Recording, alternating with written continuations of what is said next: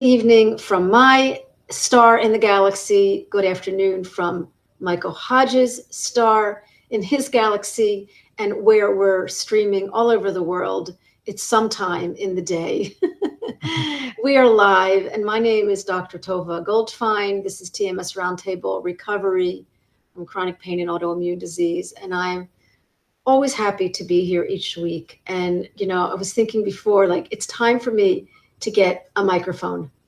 It's time for me to get something. So I'm about to evolve. But what's amazing, so I've been able to sit here in my living room, and the honor to be with these people that I've had broadcasting with me over the last 4 years has been, I'm speechless. Believe it or not, I'm speechless to have, to be in this position with or without my microphone, to be able to stream live and get triggered and learn technical things and manage with my anxiety and overcome it and pass it. And here I am with I think it's 217 broadcasts. And Michael Hodge is my guest today, this afternoon, this evening. What I love about Michael, we met, I'll tell this story sweet and short. You contacted me last summer, and out of the blue, you said, I'm a TMS coach and I see you're around and I want to get your opinion on this question I'm asking. And it was just you were so organized, and you asked me a few questions, and we met. I remember I was in America, and we met, and then you posted some things. You were in touch with Dr. Schrubener and Dr. Schechter, a few other amazing TMS health professionals. And then I was like, okay, who's this Michael Hodge guy? And I see this gorgeous website, beautifully done website, nature and transforming men's pelvic issues. And I'm kind of interested, and I'm thinking, okay. And then I speak to Michael, and I see that it's not just, men's pelvic issues. This is deep. It goes deep, it runs deep, and it's so heartfelt, and you're so emotionally connected to what's going on for you and your healing and for others. So just to say that I'd love you to share your story a little bit, and then we're going to talk to the listeners about healing pelvic problems, men's issues, which are real and happening to many people we know, and we don't want to hush about it. It is a quiet topic, but Michael, you bring it with glory and grace. Thank you for being here and talking about and how we can heal. For sure, Dr. Jova. Thank you for chatting with me again. It's been awesome, our last conversation, and to be here right now. Yeah, I mean, we're going to bring a topic. We're going to focus more on men's sexual issues in today's conversation, premature ejaculation, erectile dysfunction, other things that could inhibit you from experiencing the fullness of your body and life, really. And that there's no shame. There's nothing wrong with the fact that there's something there's something in your body that's not working well. And that's okay, even if it's related to sexuality. Everyone deserves to be cared for. Everyone deserves to be spoken for. So we're going to do that today. And yeah, I mean, the reason why it's called Transform Men's Pelvic Health, you kind of mentioned the website and the way we portray it all. It's interesting because ultimately, when you transform your pelvic health or your sexual health transforms. So we really go all the way to the root of it. And that's what's different about the way that I'm working with people. Of course, in the TMS community, that's more of the focus. It's not just let's fix the symptoms. Let's actually look at the underlying emotions, personality patterns, repetitive thoughts, like really what's down deep. And so we'll talk about that a little bit more around sexuality today and how that could have brought someone to the point where their body's not working the way they would like it to. I'm doing this work really because it just happened. Like I went through the most challenging things of my life to this point, and they were chronic pelvic pain. I also dealt with premature ejaculation, ED, some urinary frequency. All the things that I actually help people with, I went through, and they're very, very challenging. The pelvic floor is a very essential part of your body. You can't Yeah, ignore it. yeah. You can't ignore it. You're peeing, your bowel Yeah. movements, I just want sex, to sitting stop you for down. a minute. Yeah. This is amazing. I have personally met a number of men who came to me about urinary infrequency, and it's like just seeing it and it's definitely written in our world that it comes from the brain. But I don't think doctors are talking to the men about their psychological behavior and what's happening and what they're feeling. And so this is a very big one, urinary frequency. I forgot about that one. Urinary, like they're just going to the bathroom all the time, and it's not an easy topic. So again, I Oh didn't mean yeah. to interrupt. I wanted to make a point about that. No, of course. And also, Yeah, we'll have questions come in during the stream, which we appreciate, and we'll get to yeah, the questions later on. So yeah, thank you, you yeah, guys, for posting yeah, those questions for us. yeah. But in terms of that, just briefly, the way I see it metaphorically is that a human being walks up to a mechanic, and the doctor, the way that Western medicine is currently operating, is more like a mechanic. They can fix cars. They Yeah, look at what part is missing, what part is broken. So if there's a mechanical fix, they can do that really, really well. But human beings are not to be serviced by mechanics. Human beings are very complex beings that go beyond just the physicality of anatomy and physiology.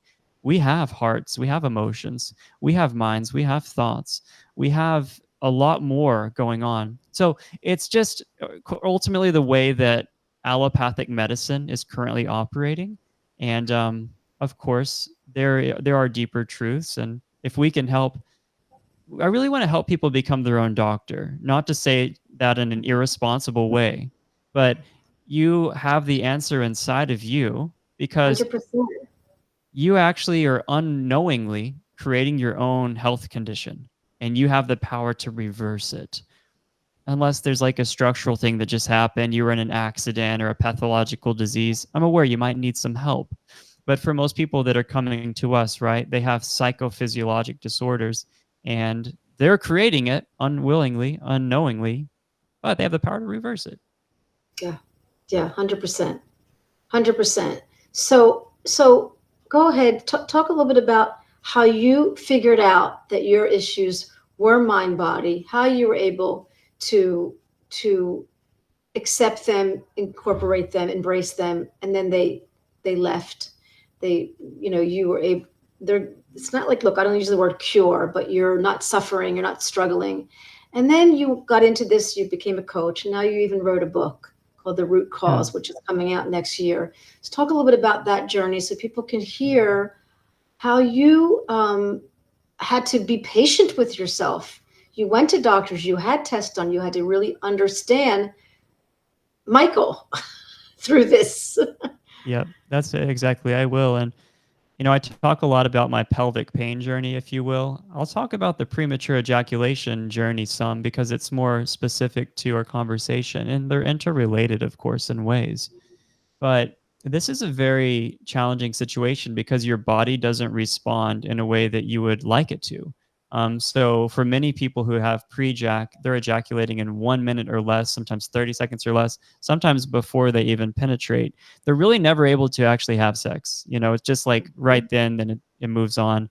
I have clients who have had what you call lifelong pre-jac, where like they really haven't been able to enjoy the sexual experience their entire life. It's very, very challenging to experience and to be shackled in that way.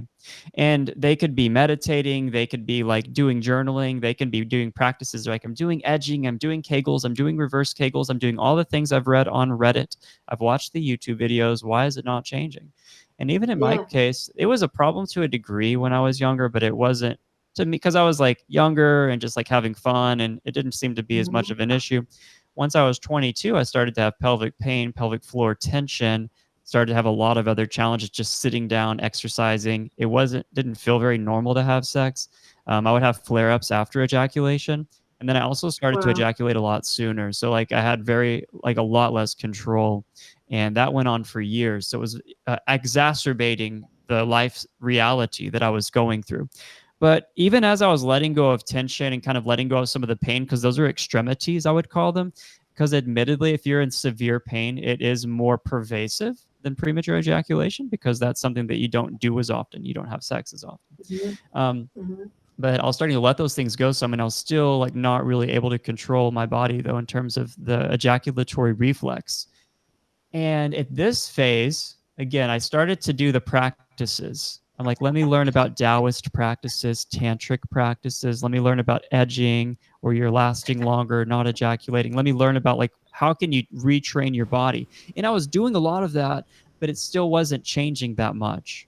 And this is where I had to go deeper and deeper and deeper. Wow, the fact that I don't feel confident in being who I am everywhere in my life, where I'm not really showing up 100% as the true Michael Hodge, that also translates into the bedroom.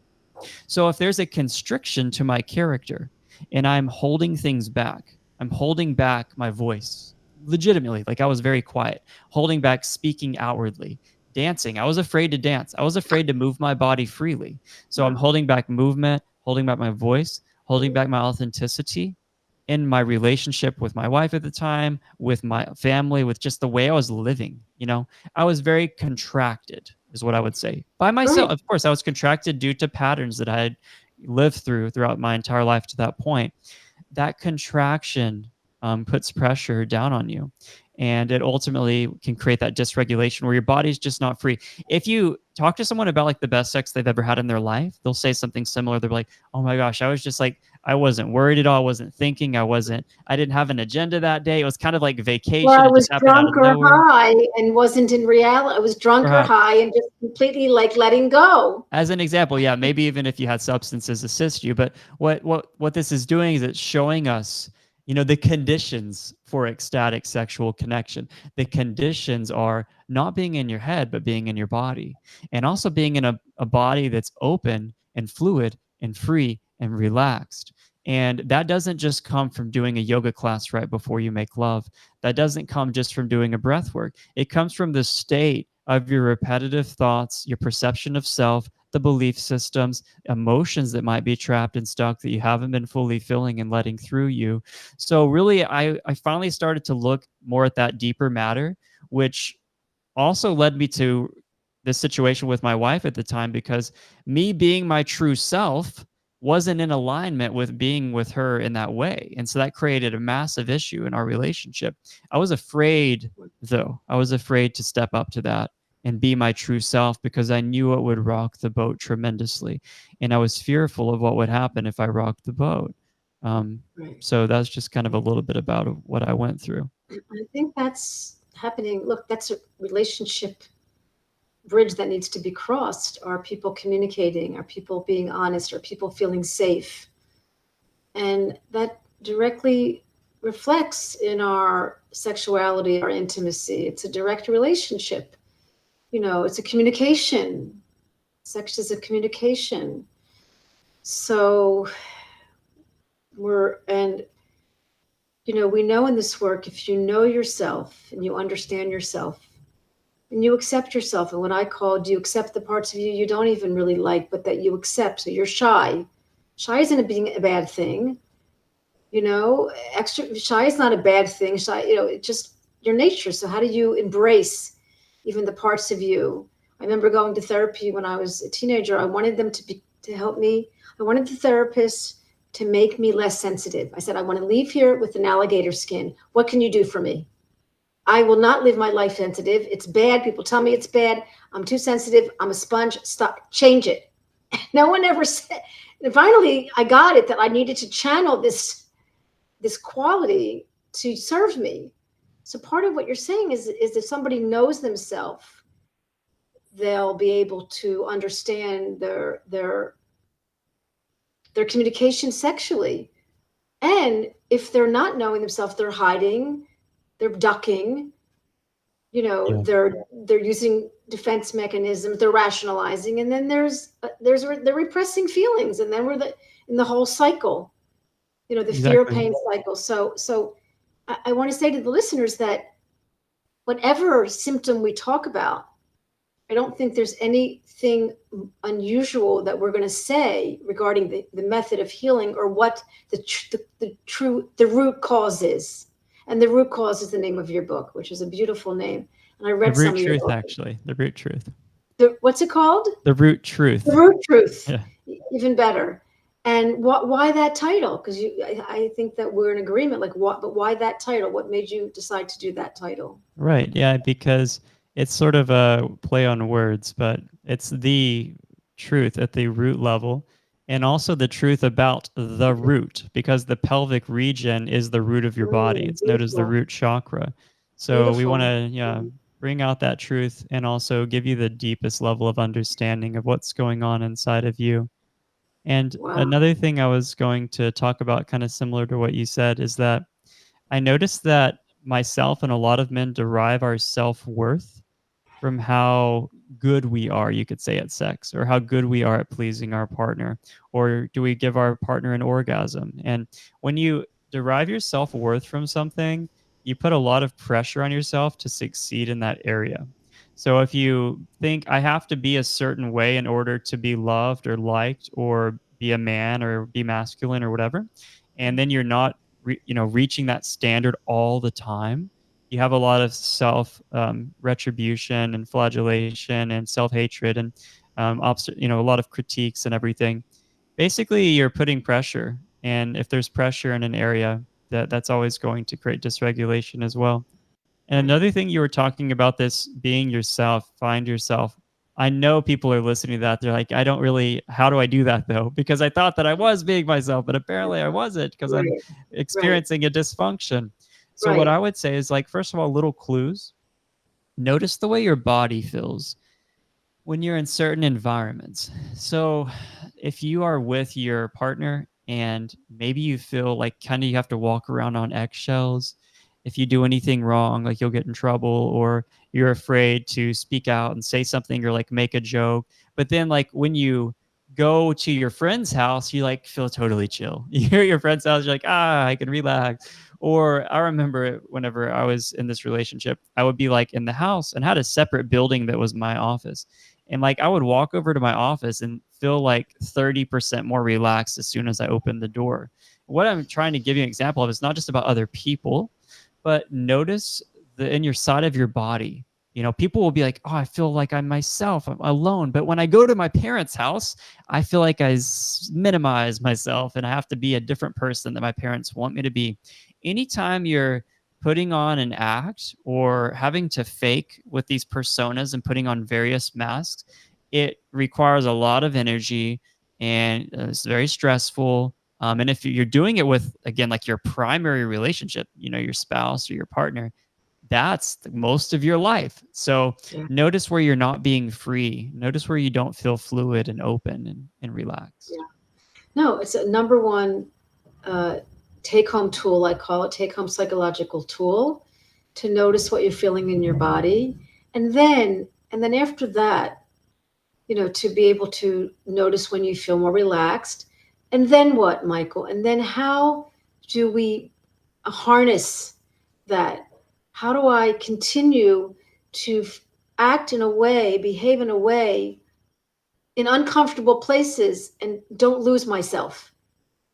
Yeah, And so, that's a huge question. It's like I can do it alone in a room, but whenever I go out into life, I can't do it anymore. Why? yeah, Here's yeah, the thing. If we want to go straight to you're going straight to the root truth, so we'll go straight there. If you want to identify the root causes of your dysfunction, your TMS, whether it be headaches or IBS or urinary frequency or pre-jack or ED, they're all either chronic pain or dysfunction. If you want to do this, you want to reveal the root cause and then you want to release the root cause. Let's talk about that a little bit. Revealing okay, the root cause happens whenever you slow down the mind, because the mind is already has a huge amount of repetitive thoughts.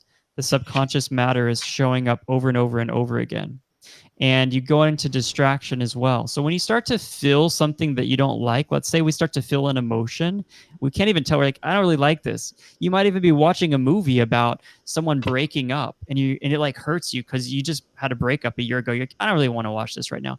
What I'm pointing to here is that there's discomfort. And that discomfort, you go into distraction to get away from it. We pull out our phones, we get on social media, we start scrolling, we go eat something, we drink something, do a drug, we go masturbate. There's some sort of like distraction addiction. And if you don't do that and you actually just stop everything and you let yourself feel that feeling, of, let's say, inadequacy or unworthiness or pressure around having to perform. Or if I don't do this so well tonight, if we don't have sex, we're going to break up. As an example, like if you actually feel the underneath sensation in your body, not just the thoughts about it, and you don't stop it, you remove the resistance and you go all the way into it. I'm talking about walking into the closet with the skeletons. And it's Actually walk. uncomfortable. It's very This is uncomfortable. uncomfortable, but it's This is not, safe. it's And safe. it's not. It's just not easy to do it, but when you get better at it, you'll get more comfortable with it. But yeah, it's uncomfortable. You let yourself feel that seeming guilt or shame or inadequacy or pressure or fear of what could happen in the future, fear or thoughts about what happened in the past. And if you let yourself have a complete experience of it, I call it when the thunderstorm is passing through, you let yourself be rained on and you don't Good. stop it, it will pass through. And then it will be released. It's not that you release it by doing something. You actually don't do anything. And because you don't do anything, when it arises, it releases. And then there's more clarity about who you are and that those thoughts actually aren't true. Those thoughts are remnant patterns from something that took place in the past, or a belief system or conditioning from parents or religion or society. So that's really how you release the root cause, is by not doing anything. But you have to go into a quiet enough state to where you can even hear it. People stay at level of distraction number 9 out of 10 almost always in modern life. And then they get stuck with these patterns of chronic pain and dysfunction, and they don't really know what the problem is. Like, I don't know what's going on. Then they get on Google more, they watch more YouTube videos. That's Right. more thinking. That's more mind. You I can't forbid think yourself out of it. I want to comment on that because it's a beautiful set of steps. And then what happens is that we, at that point we're sort of looking like, because we're asking the body to accept, just like call it ride this wave, and no expectation. So it's not like, okay, is my pain gone? Is my anxiety different? Is my stress different? We can't always be focusing on that either.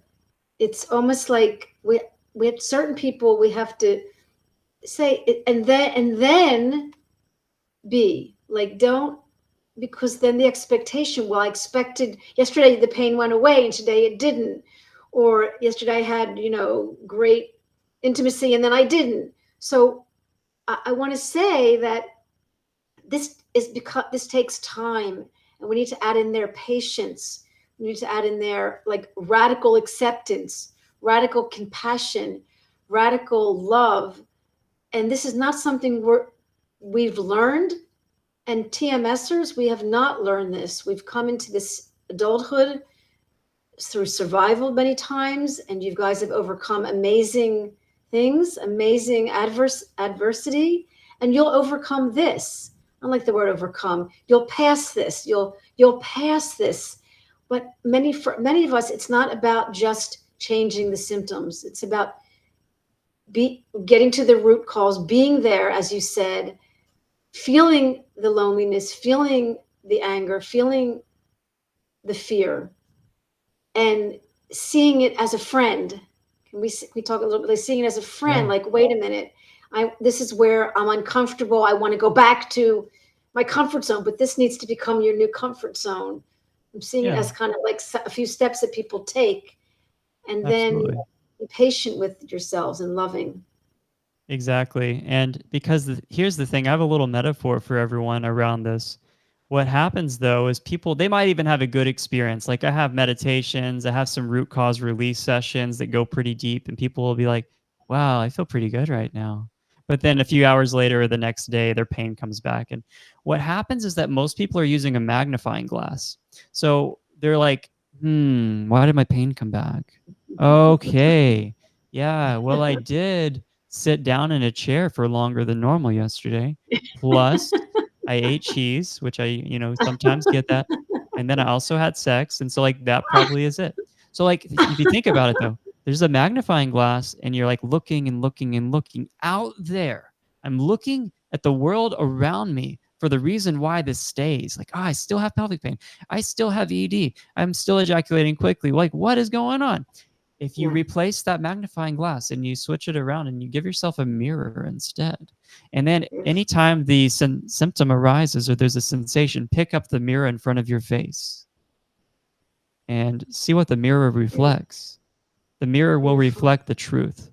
And if you Yeah. look inside, it's like, oh yeah, it's actually because of this. I have really had a lot of fear. I'm afraid. I'm afraid we could break up if like I don't last long. I'm afraid of this. I'm afraid like whatever the fears are deep down. I'm afraid of never getting married. I'm afraid of the things that are really deep and that you don't want to admit that are basically creating more stress response around sex or around whatever it is in your life. That's the thing. Replace your magnifying glass with a mirror. That's hard to do because people don't want to take full responsibility for their physicality. But if you do it, it's the most liberating act possible. And along the way, like you said, Dr. Tovey, you're going to be going along and you got to have compassion because it doesn't all happen in a day or a week. But things do start to change. You get feedback. And what I say is the inner changes happen first. As an example, maybe you do ejaculate faster than you would like, but you have less resistance around it. And you actually like, it's okay. It's all right. Like I still Right. love myself. Whereas before you're like, oh my God, like, why did I do that? This is like, Yeah. you're so And upset. I just want to, I'm going to interrupt you. As a woman, if the man is okay with it, like I'm okay with it. Like to me, it's like I want to be okay with it, not because I want to make you feel better, because I want you to be really comfortable in knowing that this is coming from your heart. It's coming because you're ultimately a good human being, not because this is like deeper. Like this is not a bad thing. This is not a bad or good thing. It just what's happening, you Yep. know? And I love that. And that's indicative of being in a good relationship with someone who loves you for you and not just one specific sexual experience. This is why when I work with people that are dealing with sexual issues, I say, look, change it from outcome based to presence, pleasure, and connection, the PPC. It's really just about you're being present with someone that you love. You are experiencing pleasure in different ways and you're connecting your hearts. Sex is this deep connection of hearts. The most beautiful, ecstatic moment you'll ever experience with another can be via sex, but it's because it's love embodied through you're actually coming together in this way and you're having an incredible moment, together. But it's really based in love. So if you've made sexuality about getting something, about status, or about just pleasure, or just like in a lustful way, a very fantasy driven way, well, you'll have a lot more stress around that. It'll be a lot more adrenaline built.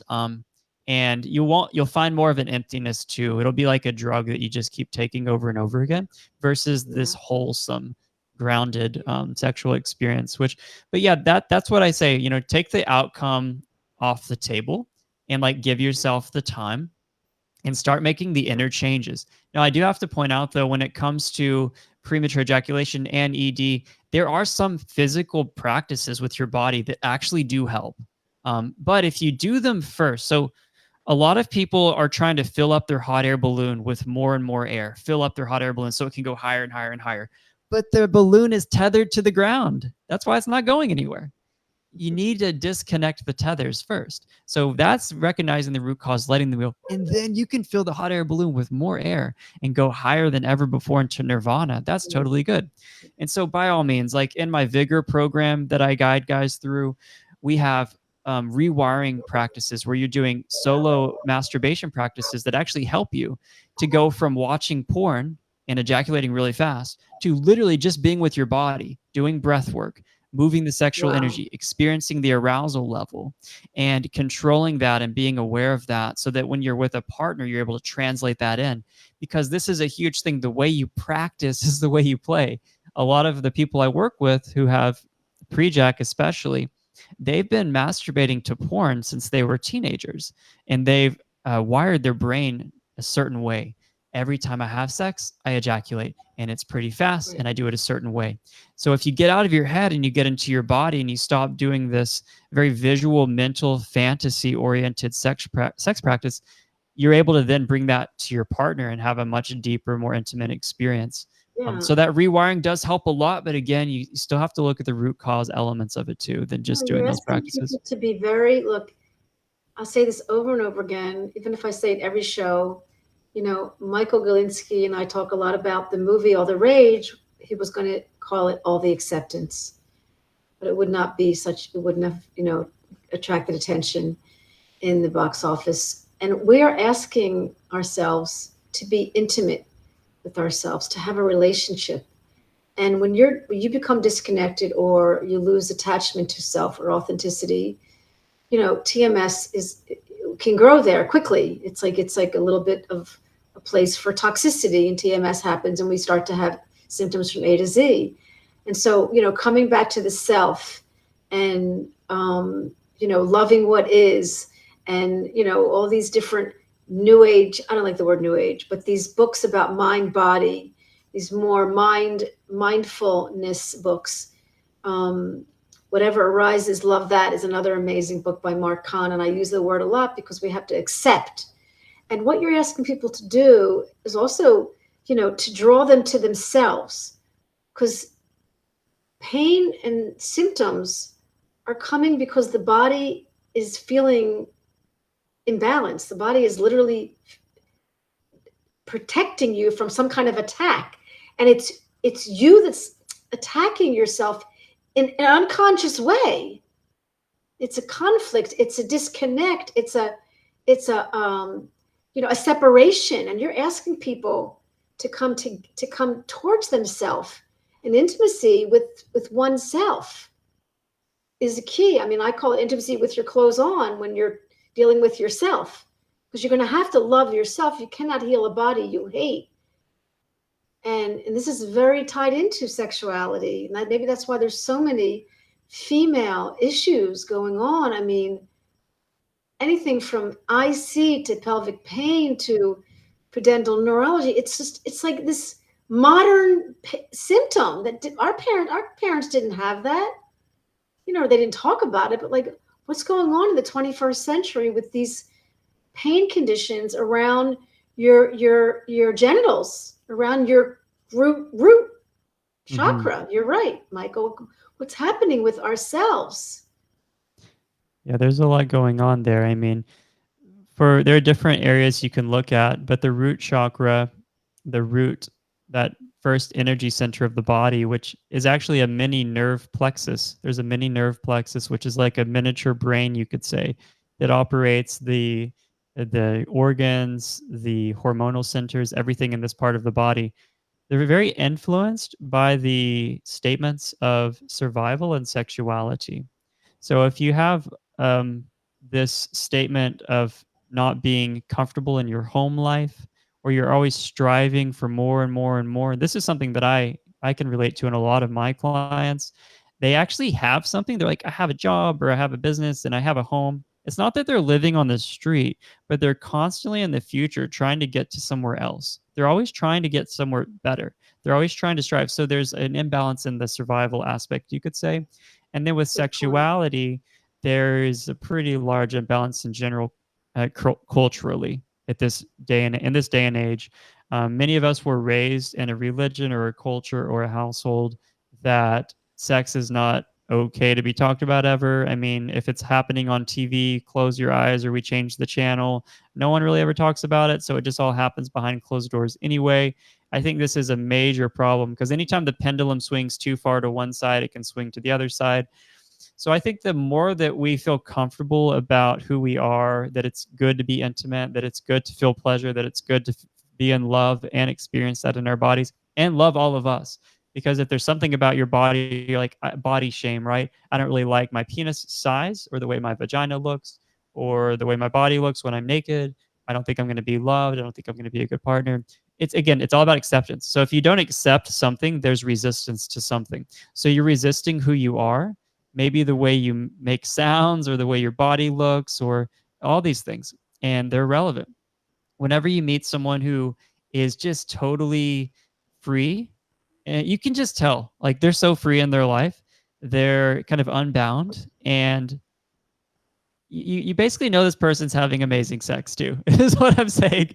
Because someone who is just like very present and very connected to nature around them, to the present moment, they're not really that much in their head.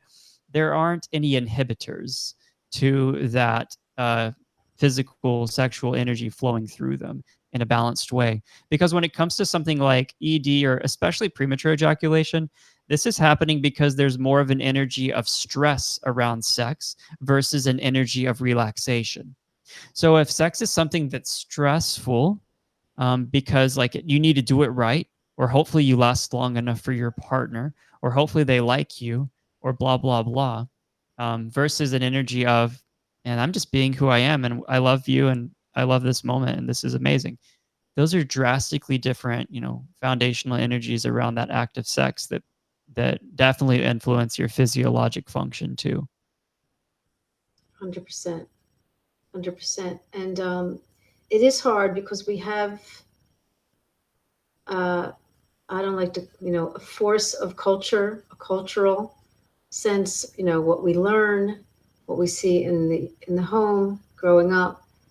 And, the first 7 years we're influenced, we're conditioned, and then we spend the rest of our life unconditioning or changing that condition. And no one is a victim of their body. And I think what you're saying is for someone to have the ability and the brave and the courage to go deep inside and look, they're going to be pleasantly surprised to find themselves, Yeah. and why is that hard for people? Why we're a small community of, we're 20% of the people, in the community there. Everyone else is more the medical model and not really going deep, not really self growing, not into self growth. And that's okay. It's my thing. It's your thing, but when people are struggling and suffering, there's an option here, and people are healing. Thousands of people are healing with this work. I mean, I cannot believe the people I meet who, they met John Sarno, heard of John Sarno. Like, he's all over the world, and it's all over the world.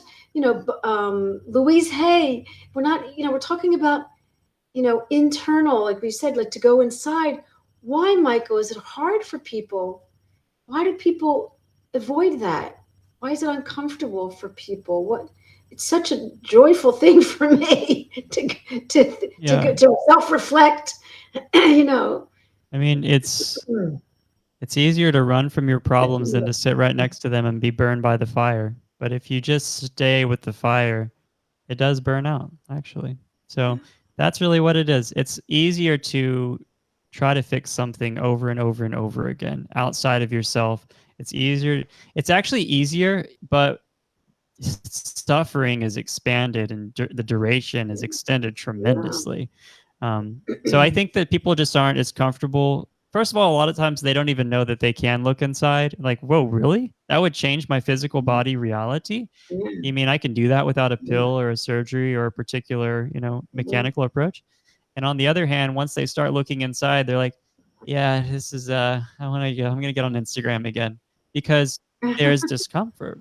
That's where Yeah. the true liberation is, and people are doing it though, just like you said, people are doing it, and it's pretty cool though, because if you came to this work for headaches or a sexual issue or whatever it is, and you really go through it and you really see a big change, you get that feedback. That's the best motivation. Like, wow, this does work. And that's great, because maybe years down the line, you might have another thing starting to pop up in your body, and you don't immediately run to the doctor and you're like super scared and what's going to, like, first of all, you can work internally some and kind of clear that out. So yeah, when people transform themselves and really understand how the mind and the body and the emotions all work together, the rest of their life is so much different too. So it's fascinating. Yeah. Yeah. And again, some people won't need to go that deep because there's not, they're getting help from the medical model. And that's okay too. That's what medicine's for. And I'm not against medicine. It has purpose and value. I did read in your book, you sent me a copy, a beta version. I'm excited about the real, when the final the book full comes version out. will come out in early 2025. But Yeah, yeah, you were a beta reader, and I'd love to hear yeah, about I'm really your thoughts. excited. But I read that, I saw your interest and the focus on mindfulness and meditation. So how do you want to share? How can we share with the listeners about how to utilize the meditation? Like I remember I have like this infographic where this little person sitting at the yoga and like, I'm waiting for nirvana. So Yeah. how do you want to share how you help your clients with meditation and mindfulness, which is a key for understanding the brain and connecting the brain, body, and and the heart? Exactly. For sure. I love these tools. The words have different meanings to different people. So that's already one challenge with it. If you tell someone you need to meditate, they like see someone in the lotus pose and doing it a certain way, or I don't know. But ultimately, it just comes down to seeing your thoughts, seeing your emotions, and seeing the sensations of your body as a part of your experience, but not the totality of who you are. So you are the ocean who has waves rolling on top of the ocean, but you're not just the wave as it's happening, because people are overly identified with the thought stream. This thought, this thought, this thought, this thought, that's really their whole world right there. And they think that's it. They think that's it. They think this emotion of anger like overtakes them. So when you can sit down and be guided for 10 minutes through, I've recorded tons of audio meditations and breath works and figuring out like what works for people better. We have 5-minute ones, we have 1 hour. I guide people through 3-hour meditations sometimes. Like we do multiple days, etc. But what happens is that you start to create some space. You start to create a gap between the, you could call it the objects in consciousness and the subject of consciousness, if you want to call it that. And it allows you to realize that you don't have to believe all of your thoughts. Just because you have a thought doesn't make it true. You'll have lots of thoughts that pop up throughout the day that you clearly know aren't true, but you still kind of believe them, and they change your energy and they change your emotion. So when it comes to meditation, it's about clearing out the cobwebs some, being able to slow down the mind. That's why we use breath work too, because some people are like, I just can't meditate. I'm like, let's just breathe together for 5 minutes. And it Good. relaxes your nervous Good. system so fast. It's incredible. Yeah. And it really calms you down. And one of the biggest things that changes for people in my program, we have something called the emotional release reset. It's an hour and 15-minute long session that I created. And the first 30 minutes, I pretty much calm them down some, and I just ask them deep questions directly to their subconscious mind. And then they just write down the answer as soon as it comes up. And then what we do is I breathe with them for like 40 minutes straight. We do something called conscious connected breathing. And most people who they had never done anything like this before. And you keep breathing and you just breathe. Everyone knows how to breathe. They've been breathing since they were born. It's not hard. You just breathe. But you go beneath the conscious level of thinking. And this gets you down to the subconscious, which is where we want to go. We want to go into the subconscious Beautiful. because that's where these repressed emotions, these memories, these traumatic things, these sensations, these things that we are avoiding, they're actually there. Now, I will say I'm going one step further. In July 13th and 14th, I'm doing a root cause release retreat. It's online, so anyone in the world can come to it. It's all day on Saturday, all day on Sunday. What people are going to do, completely disconnect from their lives. No phone, no work, no communications, nothing other than maybe they have their computer or their tablet set up on Zoom, and I'm pretty much just going to be there with them in the small group. These are really powerful because if people are like, yeah, I've been meditating some, I've been journaling some. It's different to do a 10-minute meditation and to go completely off the grid for 48 hours. Very different.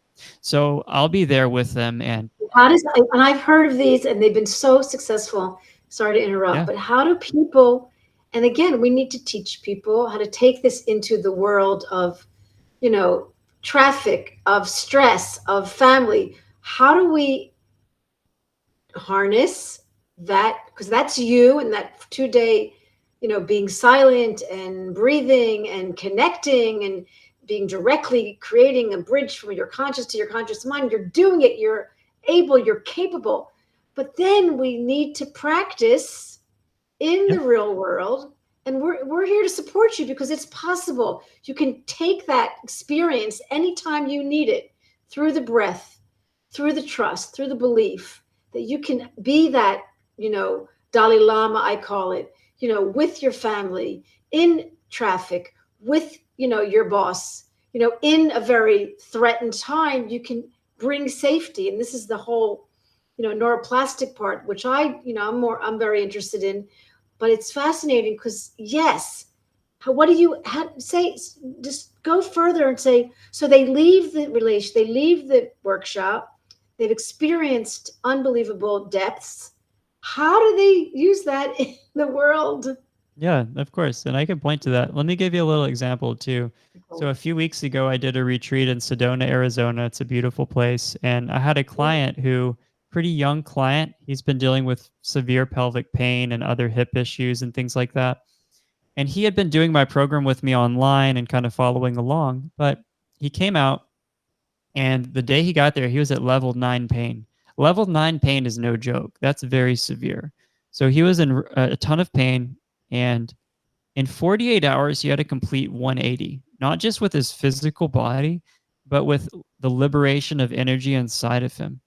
Laughing, crying, dancing, things that he hadn't done in years.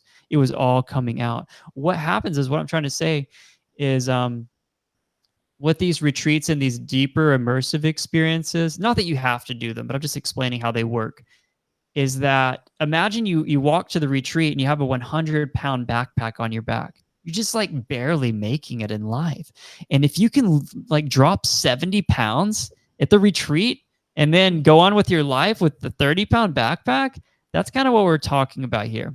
So these experiences help you legitimately like reveal and release this block or stuck energy, Beautiful. and Yeah. you feel very different moving forward.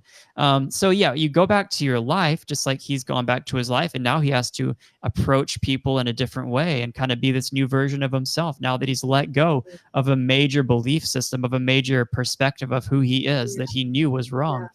He's actually Yeah. having to now do it. So it's just like someone could say, I need to let go of my fear and confrontation. And like at a retreat, they like see the times that they were afraid, the times they were, yelled at by their parents or whatever, and they kind of cry and they let it go and they forgive, and they could have some pretty powerful moments. But when they go Yeah. to work on Monday and their boss tells them to do way more work than they should, Yeah. do they actually speak up and say something in response? They're much more able to now, though. They're much more Yeah. response able than they ever were Yeah. before because of the liberated energy. The fact that, like, I don't want to go back to putting 100 pounds on my back. I Yeah. love myself way Good, too good much now. analogy. Like, why would I do that? Yeah. You see, let go of more and more and more. And then what happens, this Dalai Lama thing, which people just want to feel good in their body. They want to have great sex. Like, you don't have to be the Dalai Lama. But what you're talking about, you start to put less rocks in your backpack. Yeah. So you start to live life in a way that's more in alignment to what's happening in the moment, and you don't create resistance. When you don't Wow. resist what's taking place, you don't throw rocks in your backpack. So Yeah. you basically start to become more and more and more relaxed and free over time. So it's kind of a Yeah. process that happens Yeah. over I time. want to say that number one, you are making better decisions. You're stopping, you're being mindful, you're breathing, you're making better decisions. Like you said, two, what's also happening is you're changing habits. You've learned something really powerful there, and you can practice. That's what the practice of meditation, the practice of journaling, the practice of exercising, the practice of deep breathing. And this is the neuroplastic work. I mean, we're carving new pathways. We're not taking away that experience of that 70-pound backpack. That is with you. That has happened. You can access that anytime, but you will have another pathway, a healthier pathway, a better, healthier default to move into the pathway that the neural circuit neurologically that says, I can breathe through this. I can say to my boss, I'll let you know tomorrow. I can, take time for myself. I can. Someone said to me the other day, do I need to be more selfish? I said, it's not selfish. It's taking Mhm. care of yourself. It's This is just like, self-full. right. It's So self-full. self-full.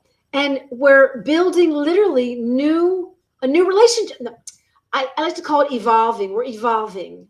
Or like Dispenza will say, breaking the habit of being yourself in order to evolve to the self that you just, that you can be, that you want to be, that you envision, that you Mhm. deserve to be. We're not here to change who you are. We're here to integrate. You're just going to be a more exemplified version of the true self. It's not Beautiful. I necessarily like that you're that. discarding who you used to be. You're actually going to bring forth the authenticity of who you are. but in an unencumbered way, in a way that's not reliant upon attachment, upon other people treating you a certain way, or criticize, fear of criticism, fear of judgment. Like, you let all of that go. You start not really being concerned about that because you love yourself so much that you would never return to that. When you love yourself so much, guess what? You also love other people around you. So the fact that you think it's Yeah. selfish is actually very paradoxical, because the opposite happens when you love yourself. You love Yeah. others too. Yeah. It's so important. I mean, now you're talking about another root cause, root truth. That's so important, because I'm very involved with Love Heals, the movie, and I brought it to Israel, and I helped with the subtitles, and I've been, Dana was on my show with Dr. Hanscom, and just amazing. I mean, and Love Heals is just taken off in the world. It was put on PBS in America, and um, it's an unbelievable movie. And Love Heals is kind of chicky, but you go deep into it and you're talking about awareness. Love is a chemical reaction, and awareness is an option for us now. When we love ourselves, we're becoming aware, and we're aware when we don't love ourselves. So it's an awareness love healing. And it's have you seen the movie? I haven't seen it. It I will sounds send amazing. you the Sounds link. It's an amazing. amazing, amazing movie about a woman who, in fact, it was filmed in Sedona Oh, at fantastic. the retreat center of a Korean doctor who owns a big retreat center there. And Dana, healed, and her partner was like Michael Galinsky. She was a filmmaker, and she filmed her, and it was so deep and so real, and so many people were healing from many different conditions, um, just by loving. And again, it's like, oh, doc, that sounds a little new agey. And I'm like, no, this is chemical, this is neurological, Yeah. this is Well, so this is deep why in I love ourself. Dispenza's work, because Dispenza shows you the science. If someone is like, well, that sounds airy fairy, this is just some Yeah, made up magical concept. No, like right. Dispenza and others like him are showing you the importance of brain heart coherence, I how it love actually it. creates a cocktail of neurochemicals that then affect your hormonal centers, and how it upregulates your DNA so that you're, epigenetically creating proteins that are healing, so that it actually allows you to heal your body. So it's I all right love it. there. I mean, the science is there. If you don't want to use the word love, you could use another word. You could Yeah, use a more medicalized scientific terminology if you want, yeah, but everyone knows that love feels good. yeah, yeah, yeah. And it's, you won't, I'm not a guru, I'm not Jesus or Allah or Moses, but you, I believe you won't be able to feel love if you don't love yourself. Love will not get in all the different ways if you cannot learn to love yourself. And Yeah. most of the time, pain and disease is a part of that is coming from a place of disconnect or conflict. It's just what I'm finding with people. And I've been interviewing many people who've healed cancer and MS, and my own mother, had MS and multiple sclerosis, and everything from A to Z, and all types of conditions. And a few weeks ago, I had a woman from Hawaii, originally from California, who was literally in hospice, with stage 4, stage 3 breast cancer. And she used this word in Hawaiian for love, and she used the power of horses. And we could use the power of anything to heal ourselves. There's power in every, ant and every bird and every, memory. There's power that we can use to serve us. And, back to the quantum, I'm sure she healed through the quantum. I mean, she healed through finally some kind of inner, and like Joe called, Joe's originally a chiropractor, and Yeah. we learned about, in chiropractic school, we learned about the innate intelligence, and all of us have an innate intelligence that your stomach is digesting, your heart is beating. You don't tell it to do that. There's an innate, and what's it connected to? Well, some kind of universal intelligence, and that's the quantum. Mhm. And we all have that. Every human being has that. And so the ability to get sick and the ability to heal is in all of us over and over and over again. Absolutely. I mean, your body and the universe, the world all around you loves you so much that it's constantly regenerating, constantly healing itself.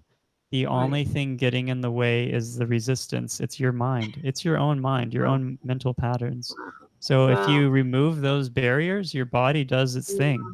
The world does Yeah. its thing. You just Yeah. I get out of love the it. way. I love it. I love talking about this. I mean, it's not a mistake that I am a chiropractor, but my true love is, working with this mind body. And I treat people and I give wonderful treatments, but I don't treat chronic pain.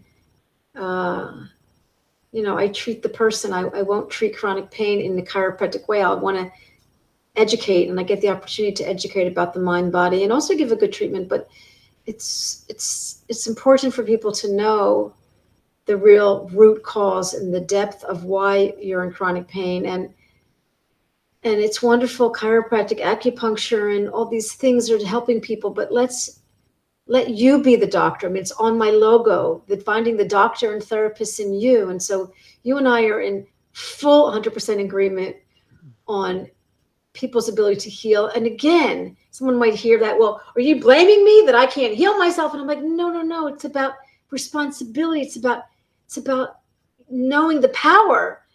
How about like the people that call your pain your superpower?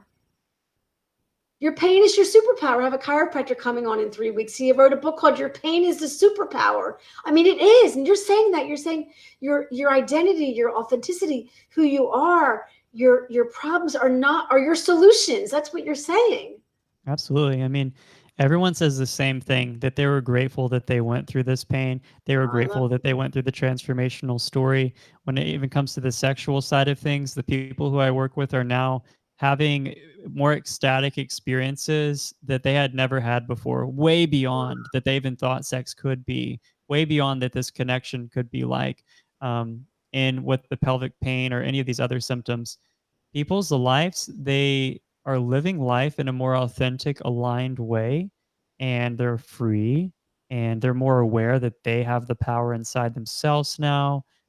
It's a different life. You could call it an evolution if you'd like. And yeah, it's people go through things in different ways. Some people have mental health crisis, or they might go through financial challenges or career challenges. Some people have physical body challenges. So there are lots of different ways in which the self can evolve and learn more about itself along the way.